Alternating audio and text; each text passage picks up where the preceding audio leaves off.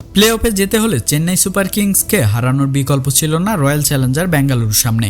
অন্যদিকে 219 রানের লক্ষ্যে খেলতে নেমে 201 রান করতে পারলে প্লে অফের টিকিট কাটতে পারবে চেন্নাই। এমন সমীকরণ মাথায় রেখে খেলতে নেমে প্রায় অসম্ভব সমীকরণ পাড়ি দিয়েই ফেলেছিলেন চেন্নাই। বেঙ্গালুরু বোলারদের 68 বোলিংয়ে সেই লক্ষ্য পাড়ি দেওয়া হয়নি চেন্নাইকে। চেন্নাইয়ের ইনিংস থেমেছে 191 রানে, ফলে 27 রানের জয়ে প্লে অফে জায়গা করে নিয়েছে বেঙ্গালুরু।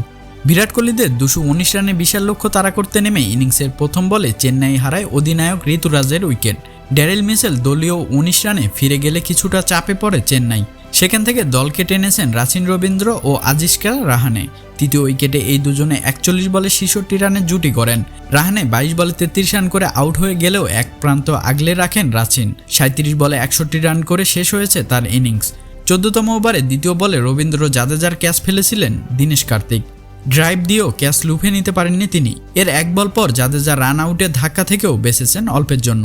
ক্যামেরন গ্রিনে করা চতুর্থ বলে শিবম দুবে ফাইন লেগের সীমানায় তার ক্যাচ মুঠোবন্দি করেছেন লকি। খানিক বাদে মিচেল স্যাটনার রান আউট হয়েছেন মাত্র 4 রান করে।